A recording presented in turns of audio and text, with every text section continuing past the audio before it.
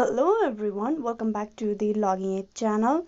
Today for this episode of Logging In, I will be showing you how to see who viewed your Instagram story. Now for that, first of all, open your Instagram account. Once you have opened your Instagram account, you can see on top your Insta Story Post. You tap open and you can see the story that I have uploaded.